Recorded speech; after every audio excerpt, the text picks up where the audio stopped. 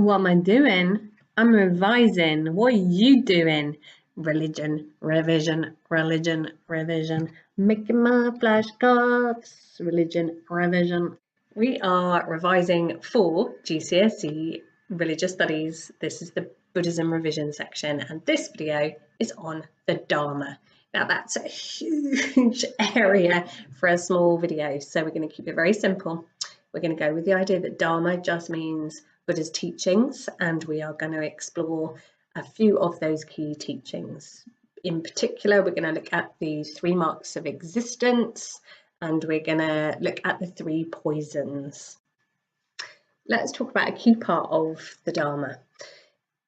It's quite tricky, but it's so fundamental to Buddhism.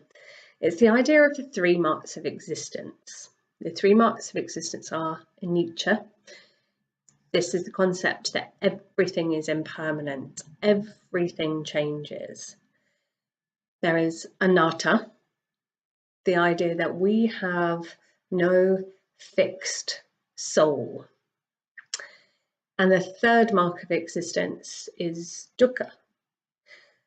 Dukkha we often translate as suffering, could be better termed as unsatisfactoriness.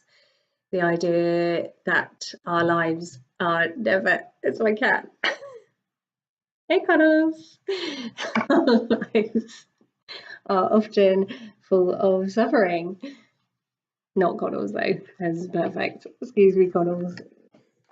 So let's tune in to the first of the 3 marks of existence, the idea that everything is changing, everything is impermanent. And why is this such an important idea in Buddhism? Because don't forget our part B and C questions, we have to explain why something is important.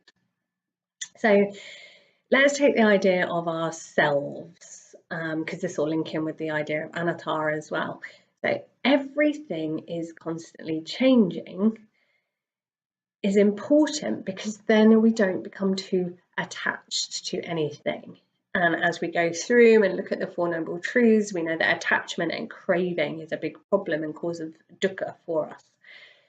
When we realise everything is impermanent, it becomes liberating. We realise that we are ever changing. Our cells are not the same as they were a few years ago.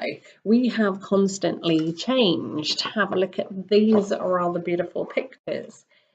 Oh, look, see, I don't know how old I was then, about 6, I guess. So I have changed quite a lot, and you have too. There is no way that that is the same person.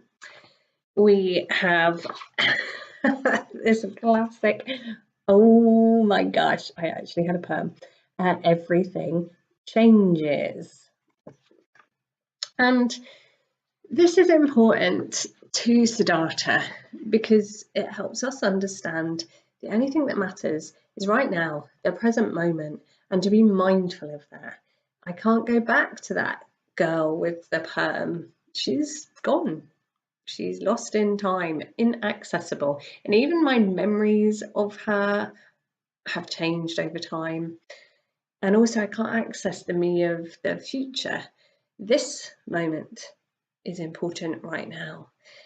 And in it, I can find some stillness, I can find some freedom, and I can find some peace. So the idea of anatta, of no fixed self, and the ideas of anicca, of everything changing, link really closely with the 5 skandhas or 5 khandhas.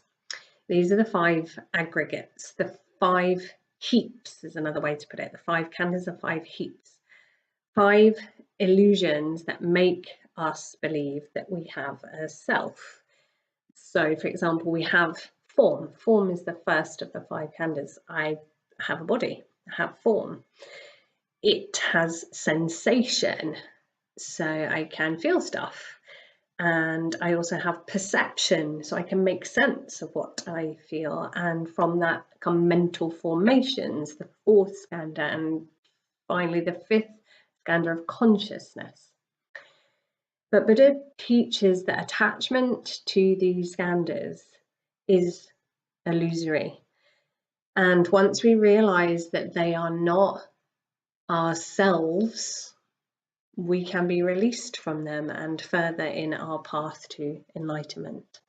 So if you get a question, why is Anita, and not Anita, she's a woman, why is Anicca, Anatta, or the 5 Skandhas, why are they important concepts in Buddhism? They're reminders that there is a reality beyond this reality. That is enlightenment. Just like Buddha was able to awake and see a deeper truth, so can we. And in order to do so, you need to accept the idea of no self. With me, we're going deep today. So we are on to the third of the 3 marks of existence. So the first was Anicca, everything changes. The second, Anatta, no fixed soul. And the third of 3 marks of existence is dukkha. We do translate it as suffering. It's not brilliant as a translation, so I'm just going to use dukkha because there's so much more to it than a sort of idea of just, oh, I'm suffering, I'm miserable, I'm in pain. In fact, there's 3 kinds of suffering. Picking up by now, Buddha loves lists of things. So the first kind of suffering, the first kind of dukkha is the obvious one. It's the emotional, physical, mental pain that we experience. The second kind of dukkha is the kind caused by impermanence and change.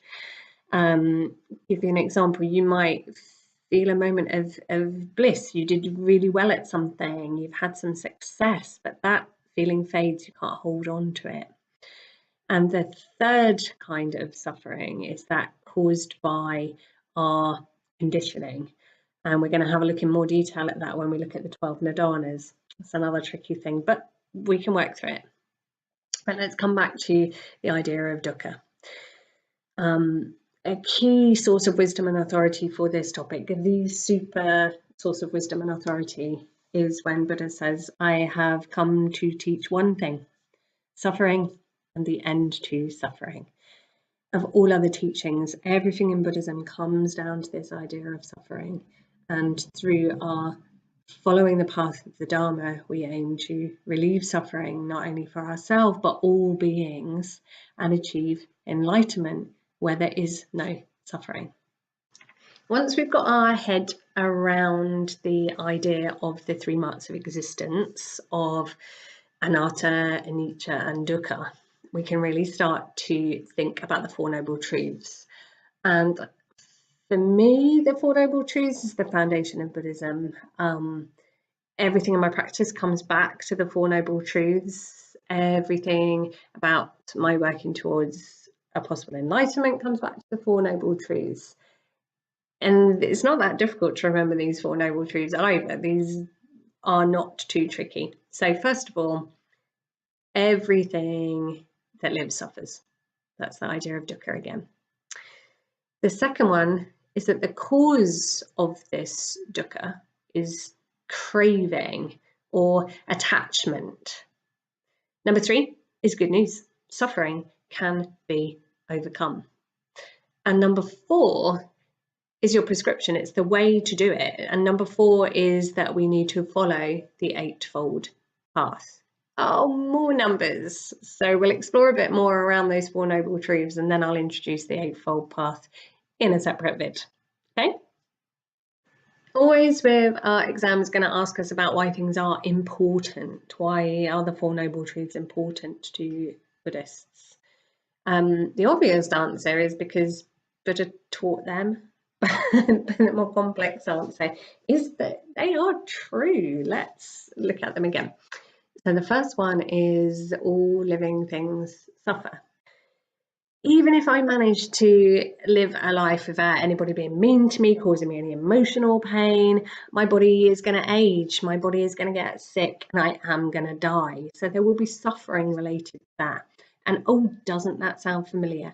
Think back to the previous video where we talked about Buddha leaving the palace for the first time and he saw the 4 sights. It's not a coincidence that these sights were sickness, old age, and death. These are things that are inescapable to us. The second of the Noble Truths which we call samudaya. So it's dukkha, samudaya. Samudaya is this idea of our dukkha being caused by craving or attachment. So there are obvious ways that this is true, in the fact that if I crave loads of cake and I eat loads of cake, I'm going to get fat, my teeth are going to get cavities in, so I can see that my craving has led to suffering. But there are less obvious ways, and I think that I can explain it best through the sort of if only mentality that we get into. So if only I was a little bit taller, people would find me more attractive. If only I had a better memory, I'd do better in my GCSEs. If only I lived in a bigger house, I'd be happy then. If only I could fit into a size 10 jeans, then I would be satisfied. And you see, that idea of if only is what actually can cause cravings and can cause the suffering. And instead, Buddha teaches us to try and find satisfaction, try and be more present and accepting with the situation that we are in, not constantly wishing for things to be different. They are going to be different, they're going to change, but we don't always have control over that change. And so that second noble truth is a reminder that your attachments, your stories that you tell yourself about the way that you could be happy, it's those that may be causing our dukkha. One of the other things to mention about samudaya, about the causes of suffering, number time, we have the 3 poisons. And Buddha realized these 3 poisons are at the center of all the suffering. When we look at the Bhava chakra, the Tibetan wheel of life, these 3 things keep everything turning in the cycle. And the 3 poisons are greed, often represented by a cockerel. There is hatred, which is often represented by a snake. And there is ignorance, which is represented by a pig. And these 3 things are so responsible for the suffering in the world.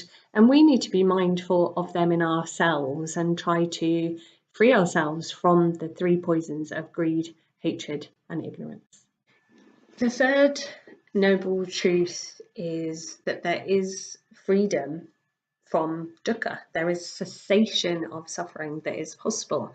And Buddha himself is the example for this, that he achieved enlightenment, and in that enlightenment you are free from the suffering. He achieved nirvana, and it is possible for everybody. It wasn't something that only he could do, that's out of reach for everybody else. No, nirvana, the achievement of nirvana, is a possibility for all beings. And the third noble truth is there to remind us of that.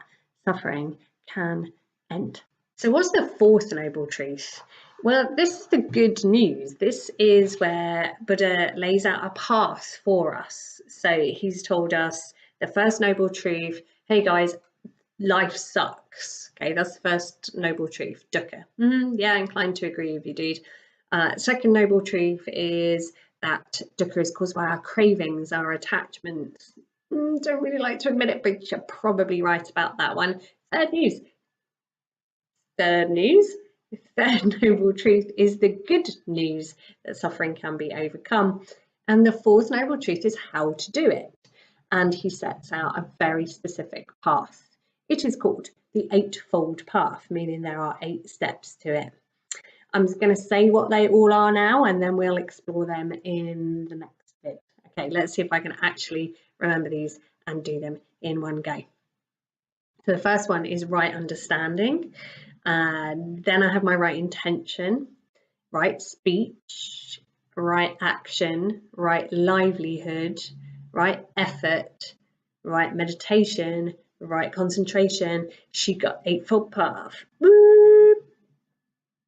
Okay, I've been over quite a lot in this little video to do with the Dhamma.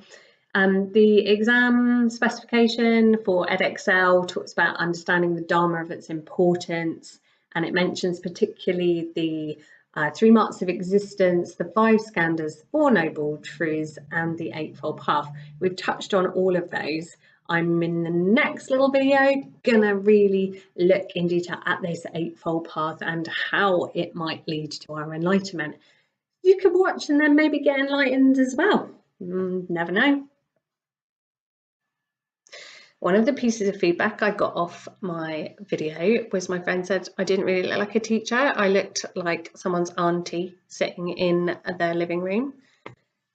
Well, actually, I am somebody's auntie and I am sitting in my living room, but I am a proper teacher. So here's some books to highlight my teacheriness. I've got some Pali recitation manual. Oh yeah, because I am a Buddhist as well, so I do this stuff. I have got my gorgeous Thich Nhat Hanh, who everybody knows is my favourite practicing Buddhist writer. And I've got flashcards because, you know, I'm revising. I am actually doing this GCSE as well. So this is actual revision. And I've got a red pen. So I am a teacher.